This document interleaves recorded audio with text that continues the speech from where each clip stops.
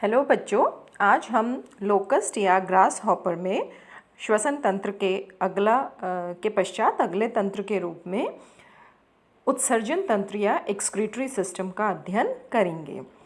उत्सर्जन तंत्र को आप 7th-8th क्लास से पढ़ते आए हैं और उत्सर्जन का अर्थ होता है शरीर से नाइट्रोजिनस अपशिष्ट पदार्थों का त्याग करना, क्योंकि ये शरीर के लिए हानिकारक होते हैं और कोई भी जीव इन नाइट्रोजिनस प्रोडक्ट्स को, वेस्ट प्रोडक्ट को अपने शरीर में नहीं रखता। अतः किसी भी रूप में अपने आवास व व्यवहार के आधार पर इन्हें त्याग दिया जाता है।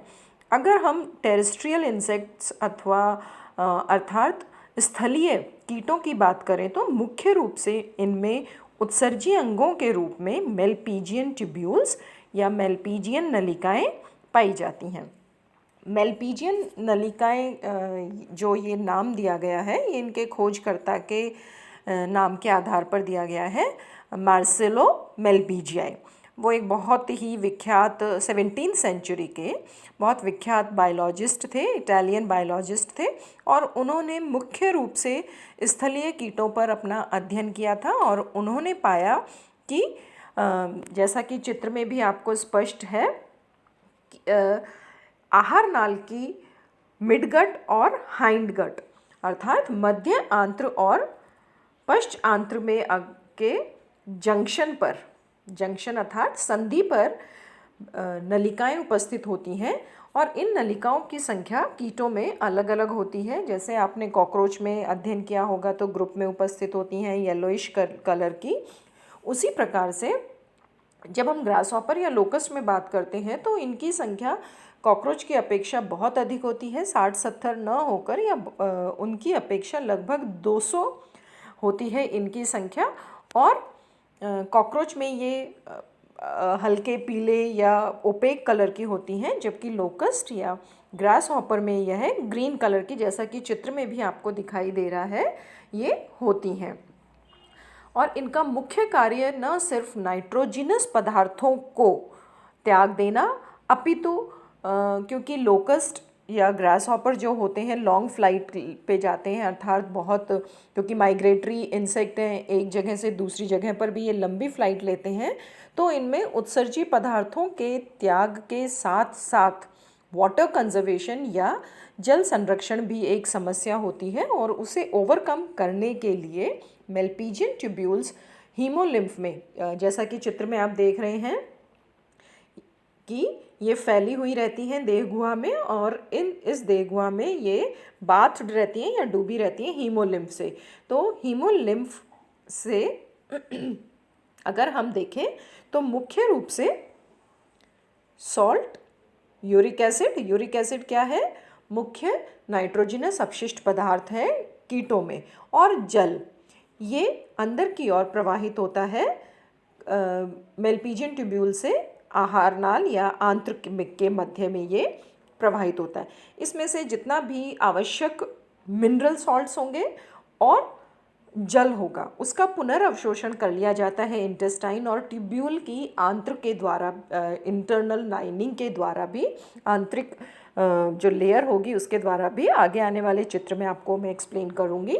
तो यहाँ पर मेलपीजियन ट्यूब्यूल्स या कीटों में, स्थलीय कीटों में मुख्य रूप से उत्सर्जी नलिकाओं का या मेलपीजियन नलिकाओं का मुख्य कार्य केवल उत्सर्जन या नाइट्रोजिनस वेस्ट, यूरिक एसिड का त्याग न करके जल संरक्षण भी होता है, जैसा कि मार्सेलो मेलपीजियाई ने बताया था। अगर अब हम चित्र को ध्यान से देखें तो इससे स्पष्ट आपको हो रहा है कि मध्यांत्र और पश्च आंत्र में जंक्शन पर ये ग्रीन कलर की मेलपीजियाई ट्यूब्यूल उपस्थित होती हैं। एरो आपको शो कर रही हैं कि हीमोलिम्फ से अवशोषण द्वारा ये अवशोषित कर रही हैं अपशिष्ट पदार्थों के साथ साथ अन्य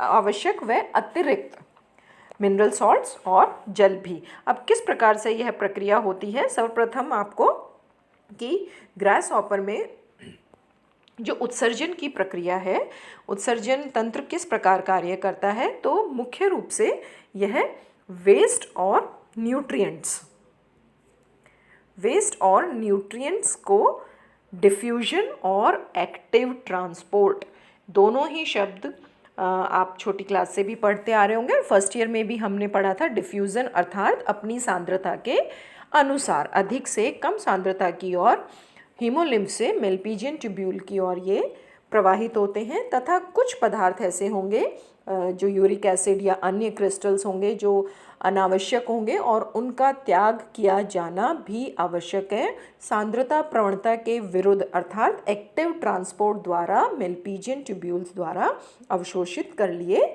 जाते हैं। इसके पश्चात इन सभी पदार्थों को आंत्र या इंटेस्टाइन में त्याग दिया जाता है। फिर आंत्र में जितने भी न्यूट्रिएंट्स पोषक पदार्थ होते हैं उन्हें रीएब्जॉर्ब्ड पुनर्अवशोषित कर लिया जाता है और यह पुनर्अवशोषण आंत्र के साथ साथ ट्यूब्यूल्स में भी होता है और शेष जो अपशिष्ट पदार्थ होगा उसे बाहर त्याग दिया जाएगा। लोकस्ट में या स्थलीय कीटों में मुख्य रूप से जो नाइट्रोजनस वेस्ट त्याग किया जाता है वह क्रिस्टल फॉर्म में होता है अर्थात ड्राई नाइट्रोजनस वेस्ट प्रोडक्ट के रूप में होता है, जो कि मुख्य रूप से यूरिक एसिड है। और ये यूरिक एसिड क्रिस्टल या फिसिस के रूप में एनएस के द्वारा त्याग दिया जाता है। चित्र में आप और स्पष्ट रूप से देख सकते हैं, यहाँ पे पॉइंट वाइज आपको इस चित्र में यह स्पष्ट किया गया है। जैसे फर्स्ट पॉइंट बता रहा है कि किस प्रकार से सॉल्ट, यूरिक एसिड, जो मेलपीजियन ट्यूब्यूल हैं उनकी वाहिका या ल्यूमेन अवकाशिका, जो जैसे एक नलिका होती है उसके अंदर का जो खाली स्थान होता है उसे हम ल्यूमेन कहते हैं। ल्यूमेन में हीमोलिम्फ के द्वारा ग्रहण कर लिया जाता है और किन प्रक्रियाओं के द्वारा ग्रहण किया गया है? डिफ्यूजन और एक्टिव ट्रांसपोर्ट द्वारा इन्हें ग्रहण किया गया है। इसके पश्चात जल और जितने भी मिनरल सॉल्ट्स होंगे उन्हें रीएब्जॉर्ब कर लिया जाता है हाइंड गट में और हाइंड गट से उन्हें पुनः हीमोलिम्फ में त्याग दिया जाता है। अब जल के पुनर्अवशोषण के पश्चात में जो अपशिष्ट बचता है वह जल की कमी के कारण ड्राई या क्रिस्टल फॉर्म में परिवर्तित हो जाता है और इसे फीसिस या क्रिस्टल्स के रूप में एनएस द्वारा बाहर की ओर त्याग दिया जाता है। अगर हम देखें कि मेलपीजियन ट्यूब्यूल्स, वही डायग्राम है, आपको डिसेक्शन को एक डिसेक्शन की पिक्चर लेके आपको एक्सप्लेन करने की इसमें कोशिश की गई है। यहाँ पर भी कि क्रिस्टल फॉर्म में परिवर्तित करना अर्थात जो भी अपशिष्ट पदार्थ हैं उसे क्रिस्टल में परिवर्तित करने का मुख्य उद्देश्य होता है जल संरक्षण, और यह जल पुनर्अवशोषित करके इन क्रिस्टल्स को बाहर की ओर इंटेस्टाइन द्वारा के अंतिम भाग या एनएस द्वारा बाहर की ओर त्याग दिया जाता है। अब अगर हम मेलपीजियन ट्यूब्यूल की स्ट्रक्चर का अध्ययन करें तो मेलपीजियन ट्यूब्यूल का अध्ययन अगर हम देखें, इसका माइन्यूट स्ट्रक्चर कॉकरोच में भी हमने पढ़ा था कि एक ट्यूब है जिसमें कि एपिथेलियल सेल्स की आउटर लाइनिंग है और जो ल्यूमन है या अवकाशिका है, उस अवकाशिका में अगर हम देखें तो ब्रश बॉर्डर रोम सदृश आपको संरचनाएं अंदर की ओर एक लेयर दिखाई देती है। यह जो ब्रश बॉर्डर होती है मुख्य रूप से इसका कार्य क्या है? निरंतर प्रवाह को बनाए रखना और पुनर्अवशोषण में अधिक से अधिक सहायता करना। इस चित्र में आपको एक्सप्लेन करने के लिए ये इसका ट्यूब्यूल का टीएस दिखाया गया है अर्थात ट्रांसवर्स सेक्शन, गोलीय सेक्शन, जिसमें आप देख सकते हैं कि ये नलिका समान संरचना, बाहर की ओर एपिथेलियल सेल्स हैं और अंदर की ओर ब्रश बॉर्डर जो कि ल्यूमेन को चारों तरफ से बॉर्डर कर रही है या बाउंड्री कर रही है। और इस चित्र में इसे जो नेक्स्ट डायग्राम है इसमें एलएस लंबवत काट इसको में बताया गया है कि किस प्रकार हीमोलिम्फ से जल अंदर की ओर अवशोषित किया जाता है। जल के साथ साथ उसमें घुलित सॉल्ट्स, यूरिक एसिड भी ग्रहण किए जाते हैं और उसके पश्चात इन्हें पुनः हाइंड गट में, क्योंकि कहाँ उपस्थित हैं हम पिछले डायग्राम में भी देख चुके हैं कि ये कहाँ उपस्थित होती हैं? मिडगट और हाइंड गट के जंक्शन में। और दूसरी एक जो बात होती है मेलपीजियन ट्यूब्यूल्स की, कि मेलपीजियन ट्यूब्यूल ब्लाइंड ट्यूब्यूल्स होती हैं, अर्थात इनका एंड जो होता है ब्लाइंड एंड। ब्लाइंड एंड से मतलब है कि सिर्फ एक सिरा खुला होता है, जो कि कहाँ खुल रहा है? एलिमेंट्री कैनाल या आहार नाल में खुलता है, और पश्च सिरा जो होता है वह बंद होता है।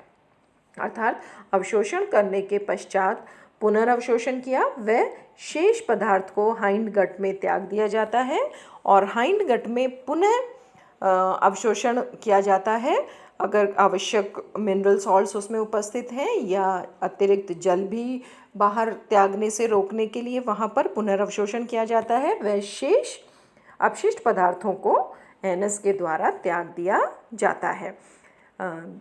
बच्चों, ये कॉकरोच के समान ही उत्सर्जन तंत्र है, परंतु जो बेसिक डिफरेंस है, एक तो नंबर का, जो आपको मैंने बताया कि लोकस्ट या जो ग्रास हॉपर है इसमें लगभग 200 मेलपीजियन ट्यूब्यूल्स हैं।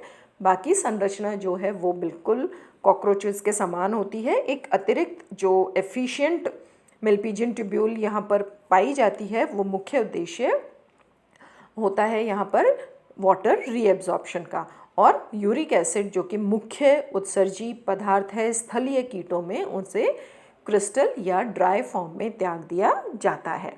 इन चित्रों को आप पुनः ध्यान से देखिएगा और नोट्स अपने बनाइएगा। साथ ही इस टॉपिक से संबंधित स्टडी मटेरियल मैं आपको पीडीएफ के रूप में भी उपलब्ध करवा दूंगी, ठीक है। और नेक्स्ट सिस्टम के रूप में हम कल नर्वस सिस्टम का अध्ययन करेंगे। तब तक इन टॉपिक्स को आप अपने नोट्स के रूप में बना लें, और कुछ भी समस्या हो आप अपने टीचर से मुझसे कंसल्ट कर सकते हैं।